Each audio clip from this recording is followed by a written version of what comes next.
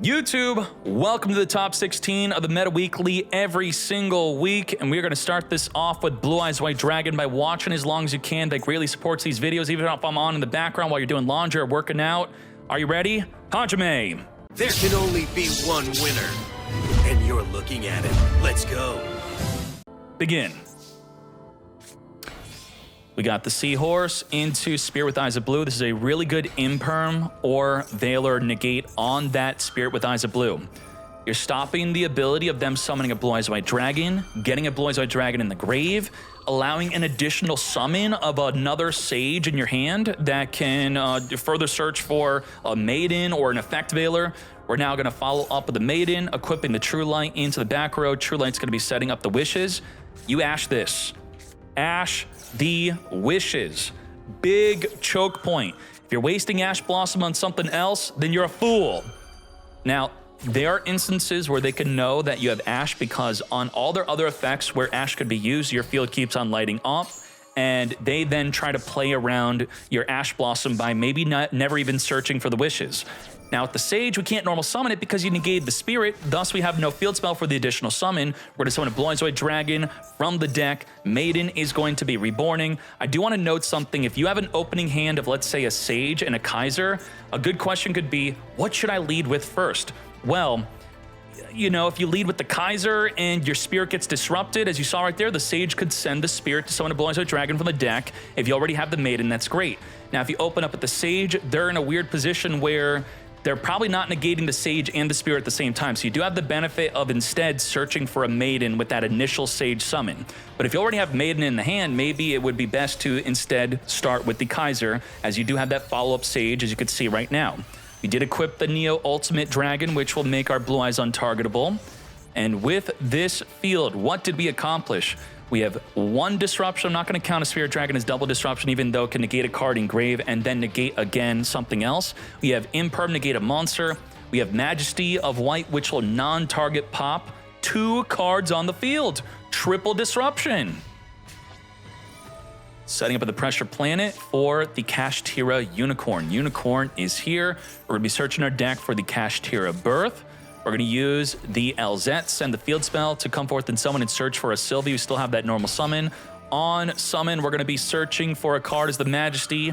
Non-target pops 2 cards in the field, but we're going to Imperm on the higher chain link, which means we probably want to pop the Sylvie, right? Negate the Sylvie, and then pop away the Sylvie and the LZ. This chain link order is very important. Obviously, if you Imperm on the lower chain link, think of it like stacking plates, and then you put the Majesty on the higher chain link, Majesty would pop the Sylvie, and then Imperm now has no target to negate as it's no longer on the field. So this would be like using Ghost Ogre. You Ogre, and then you chain Imperm to whatever you're Ogring, which would then get destroyed on the lower chain link. We are swinging in just to look at the extra deck to banish away the second copy of Spirit with Eyes of Blue. We're going to reborn the Blue Eyes White Dragon, trigger the Maiden, reborn herself onto the field. As we kept our Spirit Dragon on the field, we didn't even use its effect. We're going to use True Light to set into the back row the Wishes. Wishes is going to be doing something, not only searching for 2 cards, but also triggering the Kashtira Birth. Now, Birth wants to banish cards in the grave, but if Spirit Dragon jumps into an Ultimate Dragon, you then can't banish cards from my grave. Are we going to do that? Solemn Judgment, negate. Now, the activation was negated, thus you never activated a spell, thus the Birth now does not trigger to banish cards in the grave, and then we don't Spirit into Ultimate to stop that. Blue Eyes White Dragon wiping away the Unicorn, 2,500 to the face. Do we have some Crimson Dragon play, potentially? No, we're going into Lina. Lina is going to steal the LZ from the graveyard, then end our turn. Why not a second Spirit Dragon? That was kind of interesting. Ooh, yeah, boy, I'm confused. Why did that happen? Blue Eyes, we just didn't want LZ in their graveyard, and then the Spirit Dragon gets negated. So this Call by the Grave would not have worked if we had double Spirit Dragon. The second Spirit Dragon can protect the first one from getting fingered. I don't know. LZ not being in the graveyard, is that really that big a deal? It does trigger engrave to come back to the hand. It only during the opponent's turn if they special summon a spellcaster, which we were beyond that point, right? So LZ engrave, I'm just really thinking, how beneficial was that? Yeah, we're really, we got fingered so bad there. That was huge. And the Spirit Dragon getting fingered means that a new Spirit Dragon on the next turn is also fingered. We're going to have to wait until the opponent's next turn before our Spirit Dragon's even activatable. Wow. I can't believe we lost that. That was something. What am I missing? Double Spirit was the play, right? I think we outbrained ourselves. We did a big brain play, but then was it big brain though? I don't know. If Lemon would like to say something I could share with anyone, I would do that. Now, let's hop into game 2. Roar summon from the deck here. We're going to normal summon the Veiler. We're holding on to our Ash Blossom. Not that summoning from the deck isn't worth negating, but because we know this deck plays Wishes of Eyes of Blue, which is a much better effect to negate with your Ash Blossom. But what if they never go into that Wishes play? Now you can't use your Ash. And that's seemingly what the plan was here, or we at least couldn't go into the Wishes. So you do have to account for that when you hold on to your Ash for the better card like a Brained Fusion. Imperm, negate the Heretic Seal. We now can't spin a face-up card back to the hand here. We have Call by the Grave to finger the Lurie or an Engraver. Lurie Reborning, we're not going to finger it. We could also finger the Requiem. Requiem attempting to summon, finger it. There we go. No Engraver summon from the deck. And that early Imperm on Heretic Seal is now not as good because we don't have any real additional plays. The Morian can target a special summon monster on the field and flip it face down. It could be your own monster if you'd like. And there's the Wishes that we held on to our Ash Blossom for. You fingered the Requiem, which now protects our Ash from getting fingered. No double search for you had that gone through. We straight up just win. That's it. It's over. We're going to Mausoleum of White, which can't get a Maiden Engrave. That's a huge problem. If we had a way to get Maiden Engrave and we had a Blue Eyes in the deck, then we'd be able to, I think we had a play here. The play, tell me if you agree with this. You could Heretic Seal, Tribute, return Mausoleum back to the hand, and then Heretic Seal summon a Kaiser from the deck during the opponent's turn. And then with the Kaiser, we could link it off, get Maiden in the grave, and then we could Reborn Blue Eyes, and we could pop off from there. By not using Heretic Seal on the opponent's turn, which was the only, now DK, there's a finger, but you don't know there's a finger there, and was it worth taking that risk to definitely have a play on the follow-up turn? That's something to definitely consider, which we didn't do. We're just gonna hold on to the Heretic Seal, hold the Seal. Again, we have the Kaiser play, summon Kaiser, dump Maiden, Reborn, pop off from there. There it is anyway, okay. We don't have to go into that. We could just top deck into the Kaiser, and the Kaiser's gonna get the Maiden with the Spirit. Spirit's gonna reborn the Blue Eyes, then Maiden's gonna reborn. But this is what I was saying that you could have done if you wanted to with the Heretic Seal. You could summon a Magna Hut or a Kaiser. We're gonna Veiler, negate the Spirit with Eyes of Blue. Thus, we now don't have a way to reborn Blue Eyes White Dragon. And with 2 Blue Eyes White Dragons in grave, now the Heretic Seal can't summon a Blue Eyes from the deck, which would then trigger Maiden to reborn itself from engrave. We do have Max C, Nibiru plus the Heretic Seal, so double disruption plus the Max C.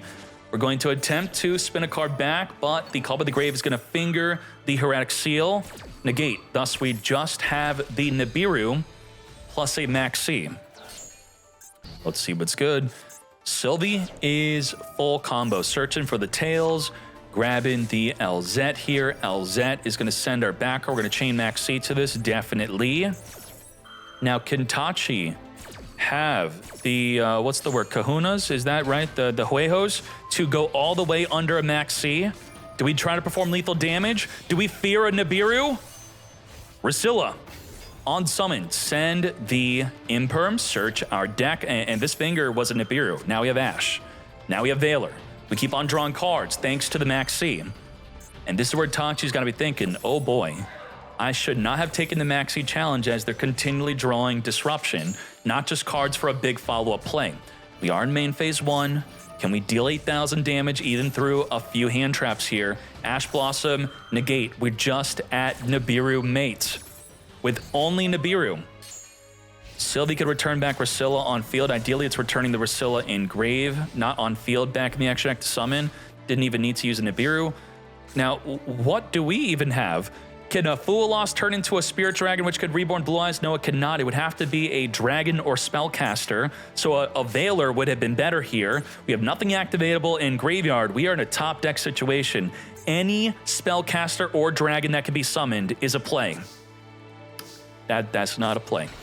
Oh, yep, oh, yep, okay. Damn. That's unfortunate, my friend. We had a lot of them, right? A lot of dragons and spellcasters we could have drawn into. Let's keep on going. Let's read this real quick. Talos World, yo, DK, loving the streams. Appreciate all that you and Gia do. But wait, so you don't love the streams? What? But just wondering, as a young man like yourself, nice one. Could you tell me the shade name of your hair dye color? Just for men, gray. You just half your head gray, and it makes you look a little older. It's nice. Can't seem to find the silver fox look that you're rocking. Yep. So don't think you're fooling anyone. Yeah. Thank you, Talos World. Appreciate that. Begin. Set the toy to then summon the Elzette. Trigger the toy to reborn from Engrave. Then we're going to be searching for the toy box, which the ogre may choose to pop, right? The Azamina Sinful Deception would be a lot better to pop than the toy. So we're just allowing it to set up the cards in the back row without using the ogre. It doesn't set it up on activation where you would not be able to ogre it. If Sylvie's searching for a Scourge, let's now make Rusilla. Rusilla on summon is going to send our toy soldier. Ogre on Rusilla. Getting a level 6 body off the field, but now with Sylvie and Grave, we could reborn herself back by returning Rusilla. She actually has an effect that stopped the ogre, didn't she? I think it's somewhere. Illusion and spellcasters cannot be destroyed by card effects. Damn, that's something.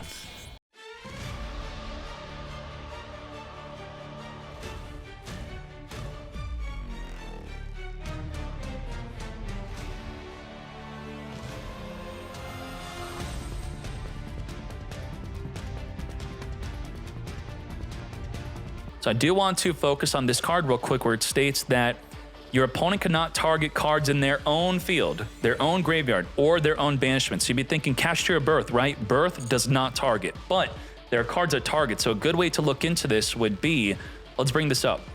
Let's type in the deck Kashtira, and then we're gonna type in the word target. And then we're gonna have to comb through a few of these. This targets a Kashtira you control. And this is one of the big plays. This is an Ash Blossom choke point, which you don't even have to ash if they can't even use it because you can't target your own card. Birth targets cards in the opponent's graveyard, not your own cards, so that's not a problem. The Rise Heart you don't have to worry about. It's pretty much just the Theosis. So a core play of the deck cannot be played now. That's a big deal.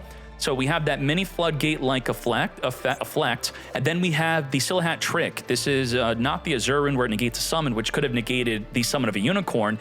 It instead target cards face up that your opponent controls up to the number of illusion monsters, negate their effects. So we have a target negate.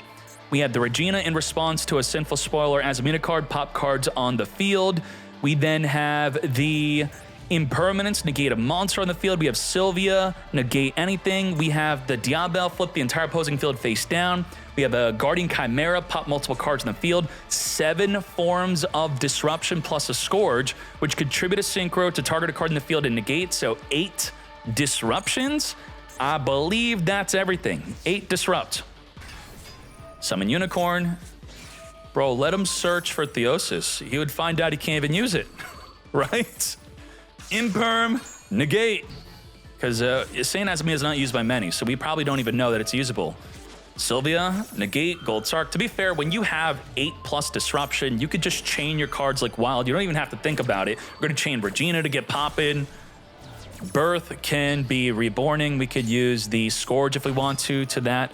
We're going to Rise Heart, banish away the Fenrir. We're going to flip the Rise Heart face down potentially. Is that what we are doing? Yep. Flip down the Rise Heart. We still got a lot more plays here. Elzette's going to add back to the hand. Woe's going to reset itself in the back row, not activatable the turn it's set here. Kashtira Birth. We have Silhat Trick. Negate it. With 3 more disruptions left, with just a Call by the Grave in hand, let's hop into game 2. Now, all that funny business you did at the graveyard is not going to work in game 2 if we get our Arise Heart out early. We're going to field spell right into the Droll. And we super played into it. Yeah, that was the worst way to play into it.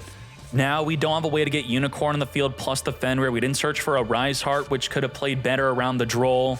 We didn't start with Fenrir instead, which could have played better around the Droll if we had not searched the Unicorn instead of summoned it with the Theosis. This is a problem. 44% chance, and we got screwed. We did not go into Shangri. We instead have the Ogre and Fenrir. Raigeki, Shangri could have been protected from that Raigeki, but then I guess you could argue then plays worse into an Impermanence, where you'd have 2 bodies to Imperm instead of just 1. Toy Box activates its effect after activating from the hand. Only then can you activate the Ogre to wipe it away. Toy Box, I think, is not a hard once per turn, so we just do it again. What is a hard once per turn is Ogre. The second Ogre is dead. The second Toy Box was not. And your Ogre also turned on my Triple Tactics talent. We could draw 2. That was bad for us. I'm not saying we made bad plays. It's just that overall was bad. Not good, unfortunately. Let's hop into game number 1 of a new match, because that was it. Let's keep on going.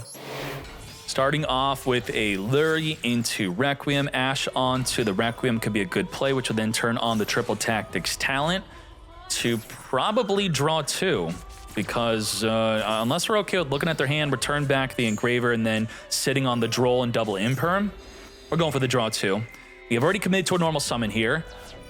We got Millennium, so we have 2 engines that could be played in multiple different decks. Probably Snake Eye Fiendsmith here, likely. We're going to grab the Tract. We already did the Lurie play. We're going to be returning back Lurie to reborn the Engraver. Let's speed this up. We're going to use Tract to add Lurie. Lurie is not a hard once per turn, not that we use the effect again, but by returning it back in the deck and then searching it, there you go. We are making use of the Lurie again. Normal summoning it and then reborning it after being discarded. Nicely done. Into Linkuriboh, let's now make a Sequence. Sequence will fuse using the graveyard. Imperm or Veiler on Sequence is a great play. You do want to save the Imperm or Veiler for it. And then potentially when you have Imperm or Veiler for the Sequence, you may not even want to use Ash onto the Requiem because they are likely using Fiendsmith in tandem with another powerful deck where using Ash on the other part of their deck may be better used. And we're going into an Apollo USA. That's going to be a triple monster negate plus Imperm plus Droll. 6 disruption. What are we doing here? We scooping. What do we have here? We have Engraver. Engraver, and we have Ash to stop the Maxi. This is something. So let me explain the nuance of this play. It is a specific detail. If you use Maxi in the window where Droll can be used, you're begging your opponent to Ash or Finger your Maxi, which you could then, only after seeing, hey, they have a way to stop Maxi, now I'm going to use Droll and Lockbird in response to your Finger or Ash. And making sure it's within that window is it was a good idea. It was great. You're going to see it right now, actually. What? We're not going to Ash it. We're going to end our turn. Julia. Okay, we're going to hold our Ash. Yeah, I'm not letting you eat my Ash. No way. I thought we were going to see the Droll play. I thought, why would we not Ash it? We had plays, right? Lurie, discard, reborn. Okay, that's fine. We'll hold our Ash. Hold our Ash. We're going to grab the Lurie, discard, reborn the Lurie. And now we're going to get Fuwa Lawson. You do not have a way to stop the Fuwa Loss outside the Droll and Lockbird. Do we Droll the Fuwa Loss? We did not, because we didn't draw a card off of summoning from the back row. You don't get draws for that. You only get draws from the deck or extra deck. Are you sure we're under Fuwa Loss? Oh, there we go. Finally, 79.50. And now we Droll. Let's go into the Galaxy Eyes Photon, which can negate a monster effect. We're going to go into a Requiem, which could summon from the deck, which we saved our Ash for. Ash did not use itself to negate the Maxi. Instead, we're going to get negated by the Photon Lord, which could then get negated by the Imperm or the Veiler. Negate. The negate negating the negate. Negated. Ash. Onto Requiem negated. All right, we're gonna keep on making plays. We do have Imperm for the sequence. We're gonna be reborning the Engraver. We're gonna use the Requiem equipped onto the Engraver at 6,900 damage. We're gonna summon from the deck into an Ash, 7,100 damage. We're gonna send the field spell, summon from the deck a Flameburge, and now the Imperm is no good. We were hoping that they would go into a sequence. And what could happen here is when I keep on summoning and I'm playing against you and your field lights up, I summon again, your field lights up.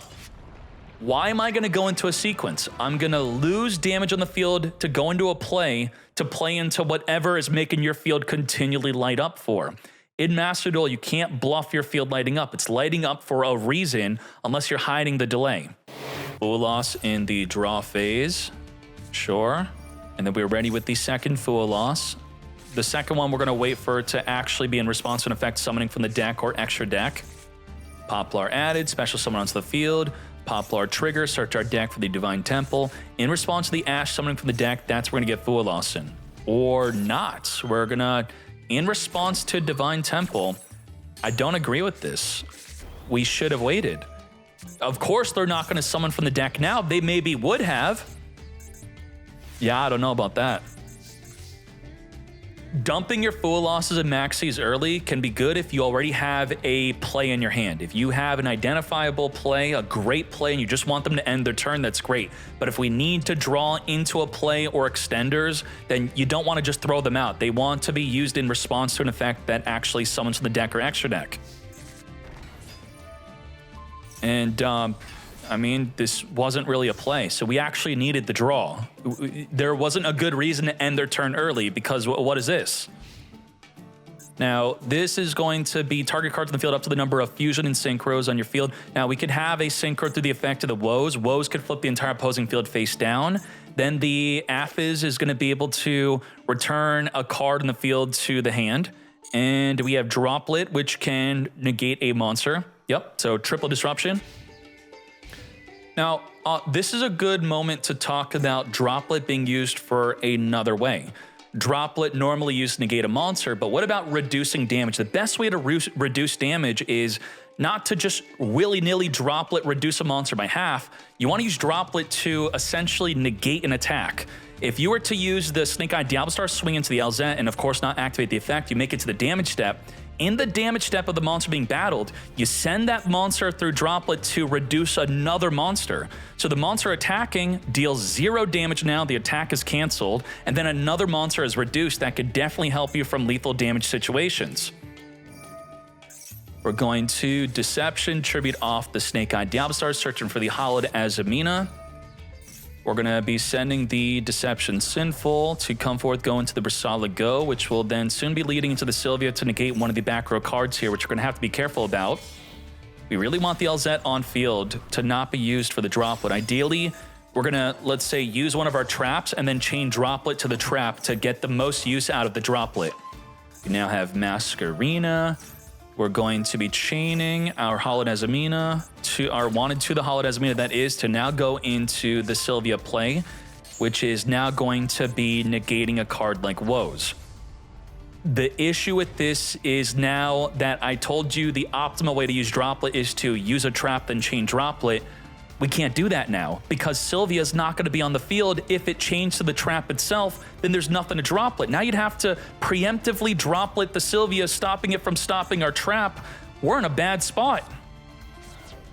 We're going to use Tract to search our deck for the Lurie. Discard Lurie, Reborn.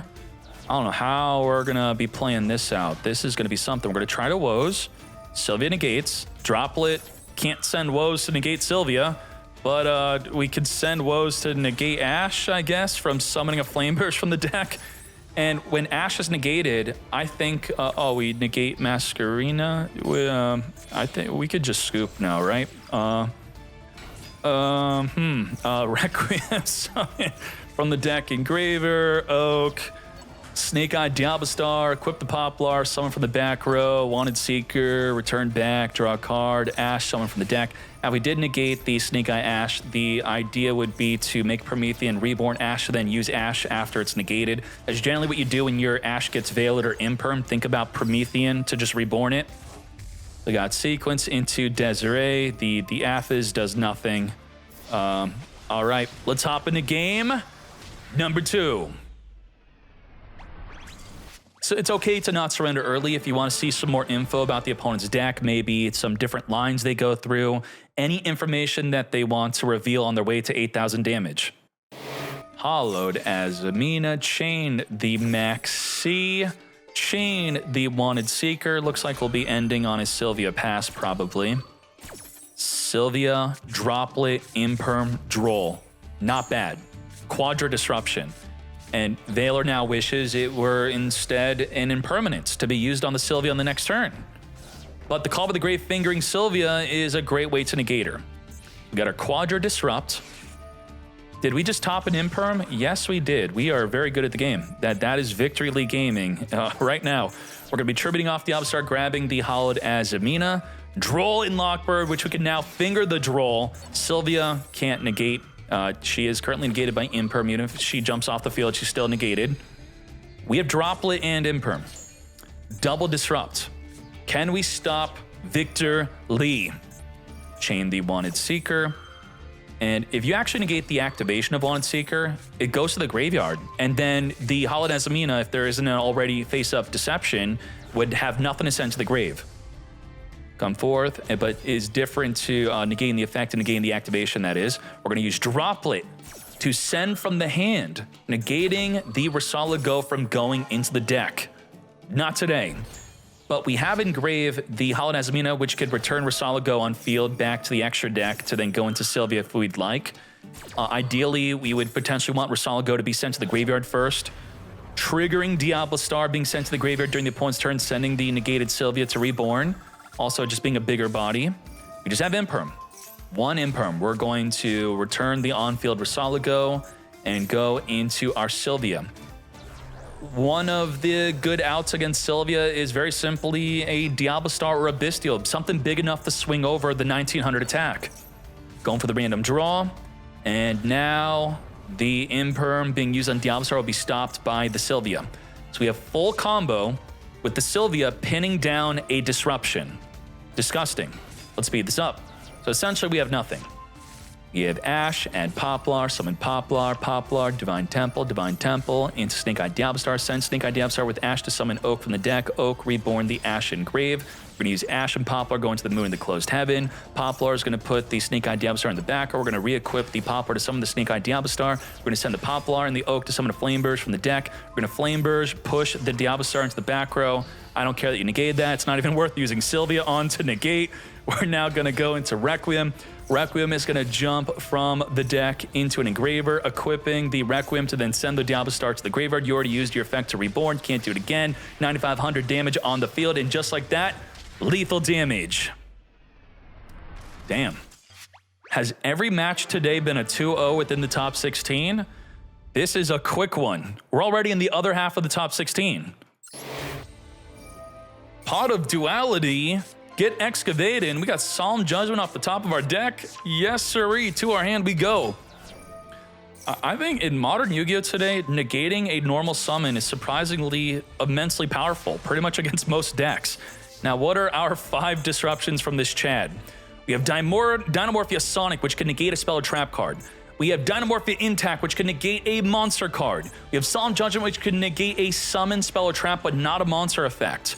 We have Dinomorphia Domain, which could go into a Floodgate alongside this one. So it's a double Floodgate for one form of disruption, where any monster that is equal to your life in terms of attack, or less, or greater that is, cannot activate their effect on field. And it's only on field where it cannot activate. So we have Quadra Disruption with our 5 back row.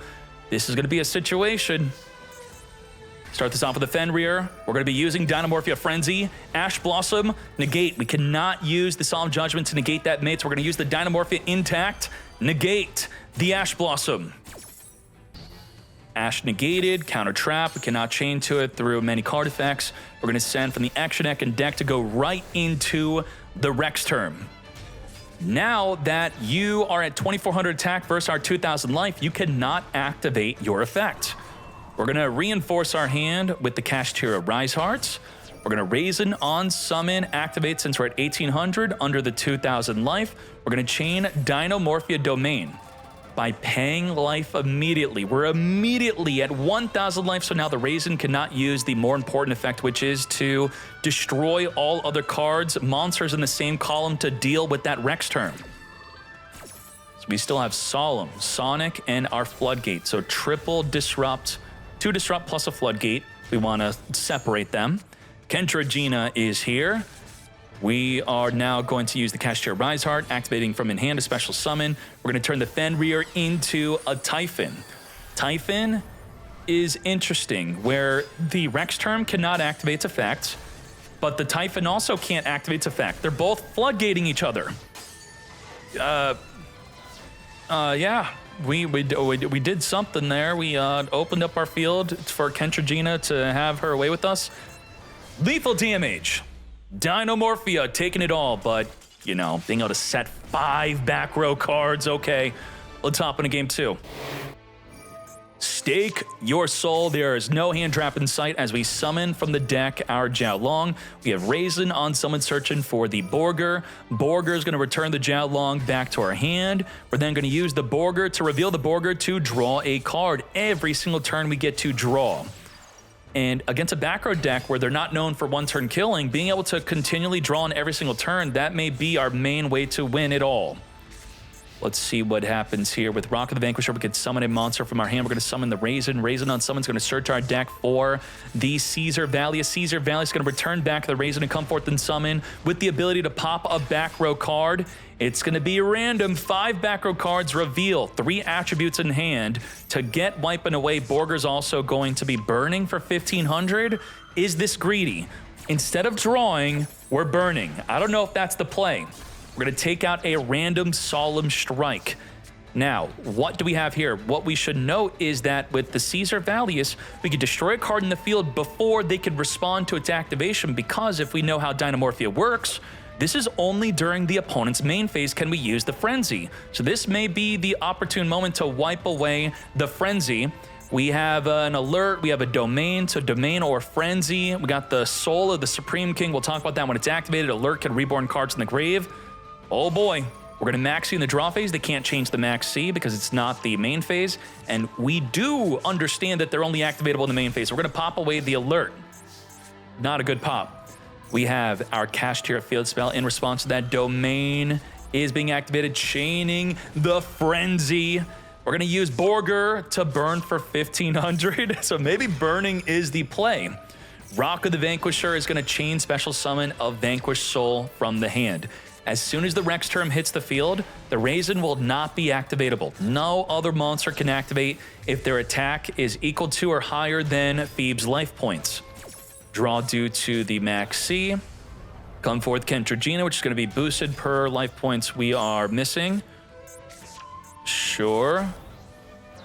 Yes, so we're going to now use the Dust Devil. Dust Devil is going to be using the effect to flip a monster on the field face down. A great way to deal with the Rex turn.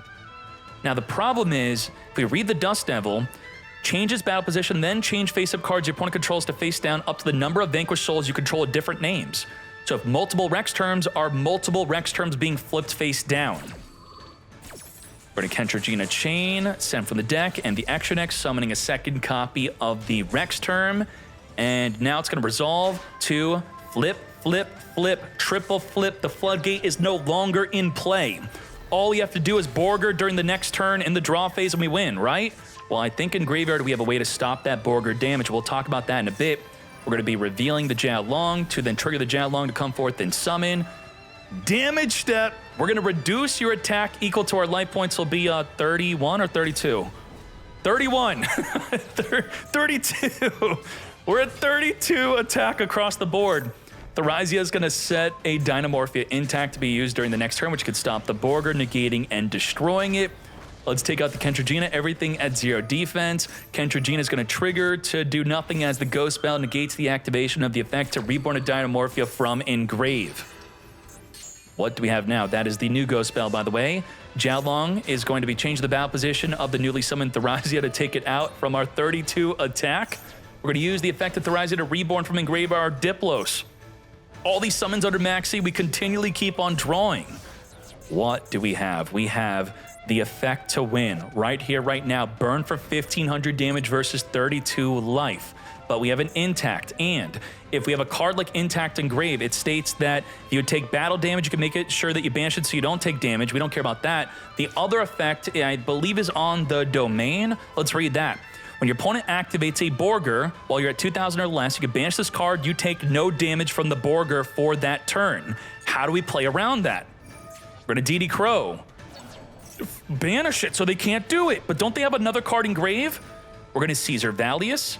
Reveal 3 to non-target pop a card in the field. We're going to use the Intact to negate and destroy that Caesar Valius. 16 life points left. We still have the Borger activatable ready. Borger has to reveal in Earth and Fire, but we're going to chain the Dinomorphia alert so that we now take no effect damage for this turn. Borger, no damage as we are still surviving at 16 life. To battle we go, taking 8 damage. After taking 8 damage, we're going to trigger we'll banish the Intact, reborn the Diplos as we reset up the Frenzy into the back row. Now, how do we take 8 damage here? This states that when you take damage this turn, the damage becomes half of your life points at that time. That's why we didn't die. We're going to use the Soul of the Supreme King to summon a Supreme King Z Arc. 4,000 attack. It is negated. It's not going to be wiping away the opponent's field. Deal 1,300 over the Borger, but the other Borger is still activatable during the next turn to inflict lethal damage. Unless we Little Knight banish that Borger away. Do we have a third copy of Borger in our deck that we very much need to go into? We're going to use Little Knight to chain banish in response to the Rock of the Vanquisher. Rock of the Vanquisher resolving to summon a what? No! Would you time out?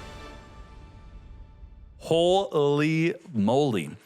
You have to remember, within this duel, we had to look at their graveyard and read the domain and then go, oh crap, that stops the Borger. We had to think, do I DD Crow? Do I not? If I DD Crow early, they maybe chain the domain, then I could chain my Borger to the domain, but then they have the alert, which does the same effect of the domain. There's so many different cards we had to read. And then the Intact was also confusing, reducing the battle damage by half and also negating and destroying, and then trying to set up and think about how can I Borger during the next turn, but then they could stop it again.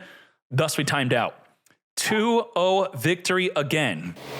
We're going to send Diabastar to summon Diabastar, and we do have Drone Lockbirds. We're going to speed up until that happens.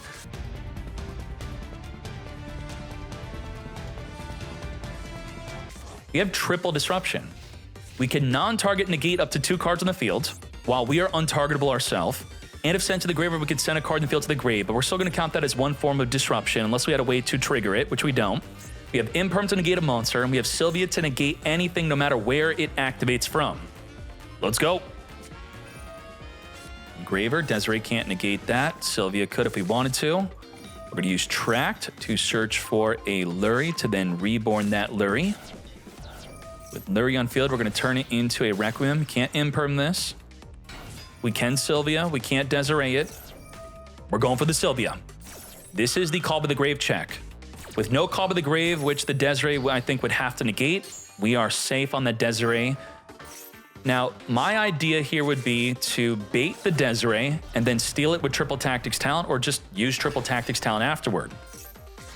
Or maybe it would have been better to use Triple Tactics Talent to turn off the Desiree and then follow up with the Diabastar as the Imperm negates. We still have that Desiree non-target negate.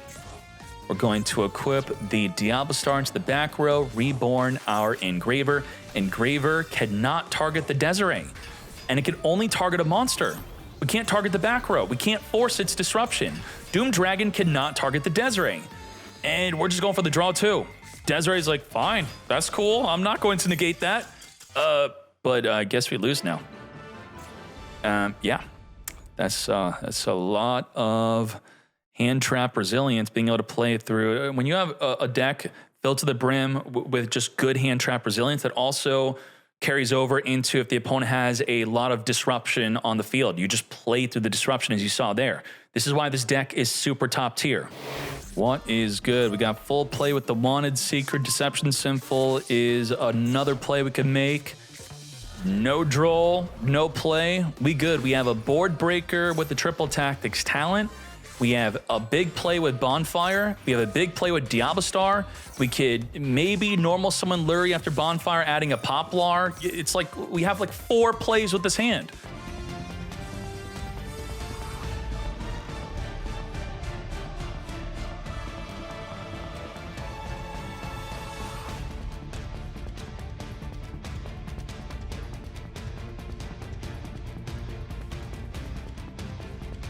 Double monster negate plus non-target negate any card in the field. Sylvia negate anything. Masquerena summon through the Flame Burst or the field spell, which will double banish with double Little Knight. We then have Veiler. We also have Droll and Lockbird. We also have Promethean Princess Engraved to pop a card on special summon. That's 9 disruption when I just complimented Hakumo's deck for having so many different plays within their opening hand. But through 9 disruption, it's not going to be enough, right? Is it? Let's find out. Ideally, a card like Triple Tactics Talent is able to steal Apollo and then use it against them. But now that Snake Eye, if you did not remember, we didn't have Desiree to negate a Triple Tactics Talent. We didn't have a Sylvia to negate a Triple Tactics Talent. We could consistently take control of the Apollo to help with this matchup where we no longer could do so. 9 disrupt. And we drew the Droll. Why? Droll for our turn? Are you freaking kidding me?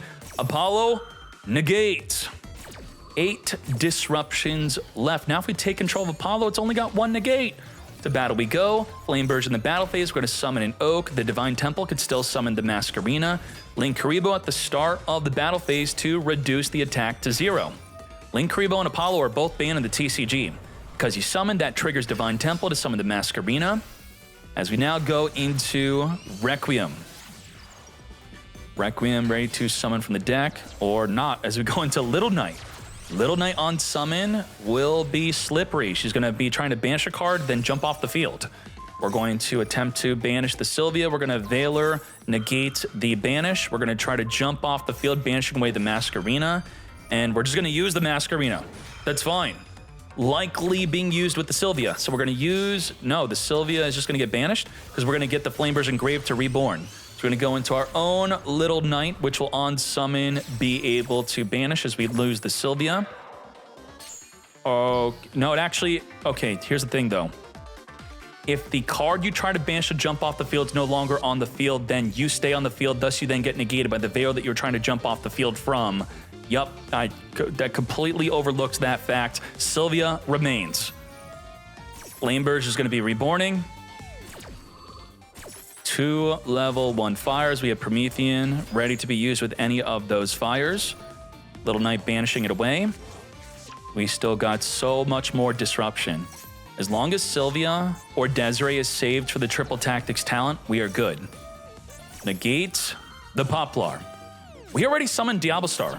Diablo is dead. Poplar stuck in the hand. You're now under Droll. You can't even draw 2. You can try to take control with the Sylvia or the Desiree will negate. A valiant effort. A good one. What could we have done? The Triple Tactics talent could have instead been a Dark Ruler No More. If you Dark Ruler No More the entire field, then all we would have had was Divine Temple into Masquerena, or a double Little Knight Banish, plus Promethean Princess Engrave. So the 9 disruption would have been double Banish plus Promethean, and then whatever the hand traps were. 1 and 1. Send the Ogre for our Diablo Star. Diablo Star, setting up with Original Sinful, which could use the Ash on.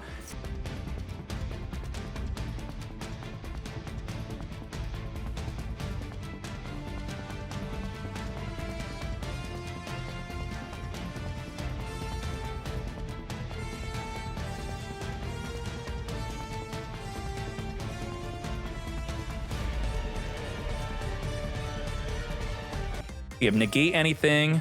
Now, this is where things get nutty. What is this card doing right now? It's going to be searching the deck. So not only did it negate a monster and has the ability to still negate a monster effect right now, it's also going to ensure that we do not lose this turn as long as this does not get fingered. You could send this card from your hand to the graveyard and pay 2,000. You take no damage from Tenpai from this turn. No Tenpai board breaker could stop this. They have to call by the Grave Finger it once it's sent to the grave. Now, in addition to that, which is not a form of disruption, we have non-target negate up to 2 cards. We have negate 2 monster effects, negate another monster effect with the Galaxy-Eyes Photon, pop a card and special summon with the Promethean Princess, double banish with the Masquerina, and a Drone Lockbird. So 8 forms of disruption. Let's see what's good. Lurie. We're turning on Zeus here by swinging into the Xyz. Yep, now we could Zeus in main phase 2. We're going to go into a Requiem. Promethean is, of course, fingered. She is gone. Requiem is going to be jumping off from the deck, and Paulo's going to negate. We couldn't get to Zeus. We tried. We battled into an Xyz. The full field wipe was coming. 2-1. Let's go. All right, let's go. Let's speed this up.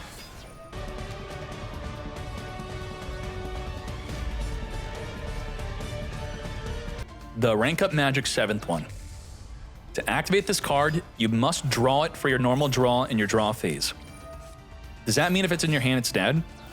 They have the card called 7th Tachyon that a lot of you mad lads have stolen from this deck type, which has the effect after searching of putting a card from your hand on top of your deck. Now you have to wait for the draw phase, right? No, you could use Branded Regained. Regained, when it puts a banished card back in the deck, does not shuffle. It puts it at the bottom, and then you draw the 7th one from the top of your deck, and when that happens, it says you win the duel. So pretty much. That's what should happen. And you win the duel through what card? I think it's this card. Once per turn, you detach a material until the end of the turn. Negate the effects of all other cards currently on the field. Also, your opponent cannot activate cards or effects on the field. You can also tribute 2 cards to do something. We're reaching the end of the turn. You can tribute 2 monsters. This card can make 3 attacks after negating everything. Right? Is this instant win if we have that play of stack the card, then draw it with Regained? Let's go. Now, I talked about having at least 7 disruption. Was I right? We have double monster negate plus negate any card in the field plus negate anything plus Masquerina double banish. That's 6 disruption plus the Promethean Engrave. 7 disruption total. And we have a max C on top of that. Okay, let's go. Oh, Fool lost late to the party. Didn't even Fool lost in the draw phase. Okay, it could have drawn a card off of Masquerina.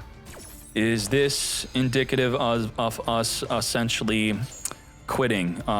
Right? We don't believe in ourselves in this duel. Yeah, we don't. All right, let's hop into game 2. We have the 7th one again in our hand with no 7th Tachyon to stack it on top of the deck. We're going first with 0 plays. What the hell? Another aspect of rogue decks is they are usually filled to the brim with a bunch of bricks, and the worst part of bricks is if they're a garnet. This is kind of a garnet, but you have a way to put it back in the deck, so I guess, you know, you can kind of call it a brick. A garnet, if you have in your hand, it's super dead. There's no way to really interact with it, even putting it back in the deck or even use it. But nonetheless, this is what rogue decks do. Yeah, we got bricks that are on themselves, not so good. And, you know, it's like a -1 in our hand immediately. We start off the duel -1. Can Maxi carry us with the double imperm, double Veiler and imperm? Triple disruption. What is good? Meta sheep be sheepin'. Let's speed this up. We're going to go into the Risala Go. Yeah, we drawn. We are drawn. We're going to Veiler negate. We do have the Magna Hut, so we went from 3 disruption to 2. If we want to count the Magna Hut as a form of disruption, banishing from Engrave the Engraver, I will count that. It could even banish the Lurie. So we're back up to 3 disruption thanks to Maxi. Lurie trying to Reborn. Magna Hut is going to banish that Reborn. And that turns off our Imperm. Do note that. Your Bestial. So from 3 disruption now down to 1 because we're now blocking Imperm. Tachyon Transmigration, activatable if we have a Galaxy Tachyon Xyz on the field. Activatable from the hand, that is. The Infinity Dragon can be used if the opponent has a 2000 attack or higher. which is a really good card. It summons from the deck and from the hand, and the card you summon from the deck can reborn itself from engrave even. Oh boy, doesn't this trigger if added to your hand except by drawing it? Okay, we did draw it, so that does not work. The 7th Ascension could help get the 7th one on top of the deck. In this duel, maybe? Are we making it to the next turn? I don't think so. Moon of the Closed Heaven, 7th Tachyon is here. Come forth, Diablo Star. Oh boy, we got Foolos, can't use it. Any newly drawn imperms will not be usable. We already used 2 Veilers if we're playing 3. We do have a Druid Swarm to further help us from getting lethal damaged. We have Doom Dragon pushing the Magna Hunt into the back row, meaning the imperm is still dead. Druid Swarm is going to be banishing away the Nibiru to come forth and summon. We now have Promethean Princess. Let's speed this up. As imperm is dead, we have no hand traps usable. Double imperm dead. Double dead. Even under a max C, Meta Shape wins it all. Really unfortunate.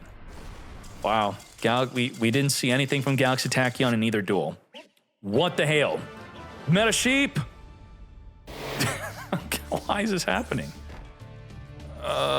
You know, now if we draw an imperm off of max C, that's not going to work. Okay, but we do have Call by the Grave usable. Call by the Grave and Droll, plus a max C. Lubellion. Do we finger that Lubellion? Yes, we do. Negate and banish the Fool.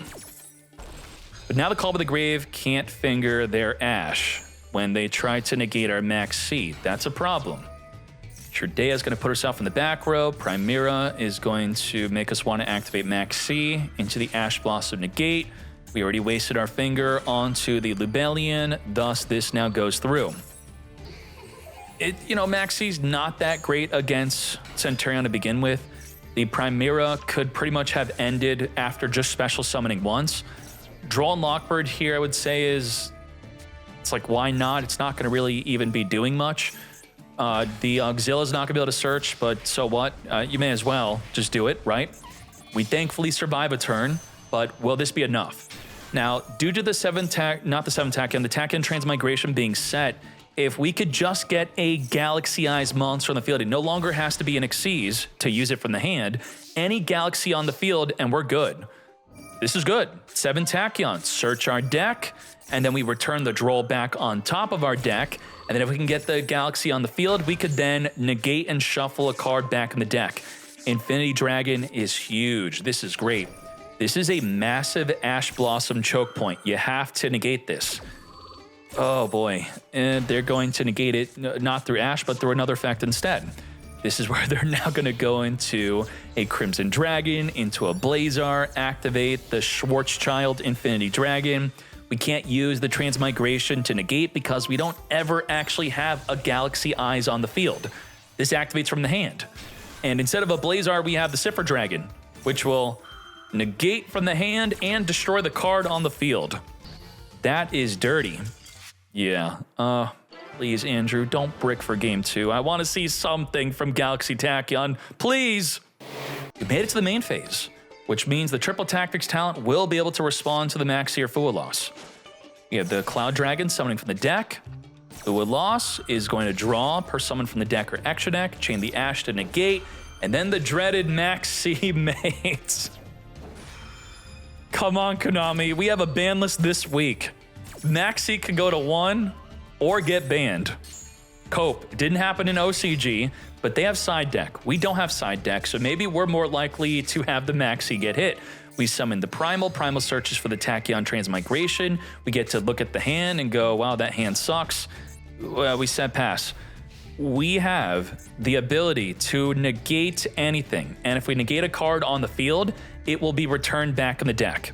Now, the Baldrake could also banish in the graveyard. Against Centruion, it's probably not going to be worth mentioning as a form of disruption, but if we do summon it, then tribute off Primal in response to an extra deck monster being summoned, we do get to banish it. So this is, in fact, a double disruption, even without the banishing aspect. Regained. Oh, yeah. Returning that Primera with the Triple Tactics talent was actually a good play. That actually worked out.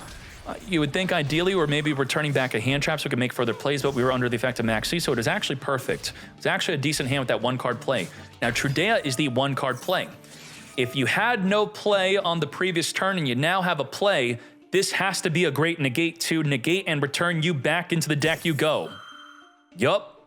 Let's go. Return. And negate. And your turn. And we now have a finger for that Maxi for when we actually have a play. Ooh, Galaxy's just looking like a dead deck, right? I mean, back-to-back, turn after turn, duel after duel. No plays whatsoever. Can you go into your extra deck? I know it's not your fault, but we got to see some extra deck action here from Galaxy Tachyon. This would be the 4th duel today where it does not touch the extra. We have regained, triggering, returning back Cloud Dragon, drawing into a Lubellion, a lethal damage without the extra deck. How did that happen? Okay. We got Trudea putting herself in the back row to then equip a Primera to then pop off from there. It is a powerful one-card play, which the Veiler stops all of it. Negate. Now, from there, we have the ability of the Imperm to negate a monster in field. We have Phalanx to banish a monster temporarily until next turn. We have Serenir to banish in the graveyard, which I'm not going to count as a form of disruption against Galaxy Tachyon. I don't think it's going to be that big of a deal. Let's see what's good. Ideally, we want to 7 Tachyon first for the Infinity Dragon. The Infinity Dragon, we have to control no monsters, or the opponent has to control a 2,000 attack or more. So with the Infinity Dragon, we're going to summon from the deck a Nebula Dragon as we now go into the Divine Golden. This is a great Imperm negate. You do want to negate this. That is a problem. Negate. Now, we can follow up with the Seyfert Dragon. Seyfert is going to be tributing off the Spiral Dragon, which the Bestial Serenir can now banish. Get banished. Now we can follow up with the Triple Tactics Talent. We're going to chain Tachyon Primal. Primal's going to summon onto either side of the field. We're going to summon it onto our field, which will now activate to search our deck. Searching for the Tachyon Transmigration. Now with the Triple Tactics Talent, we're going to be looking at the opponent's hand, returning that Phalanx back in the deck. We still have a Phalanx on field ready to be used.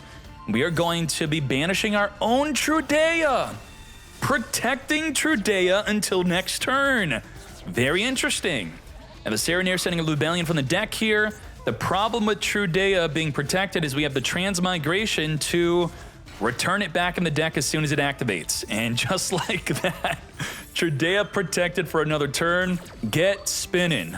Back into the deck you go. Now the Wake Up Centurion's only activatable if we have a card in the back row, which we do not. It has to be a monster, then we can summon a token. Good job, we summoned an Xyz monster and it got negated, so it was pretty much a vanilla Xyz. Again, mostly non-extra deck plays, Galaxy Tachyon winning through the ever so powerful Tachyon Transmigration. Negate everything in the chain link, and then anything on the field that's negated is returned back into the deck you go. We'll see you in the top 8. Thank you very much, YouTube, for watching the top 16 in its entirety. We'll be advancing to the top 8 in the very next video, where we're going to be playing with Galaxy Tachyon again against a Meta Sheep playing the best deck in the game. I'll see you then.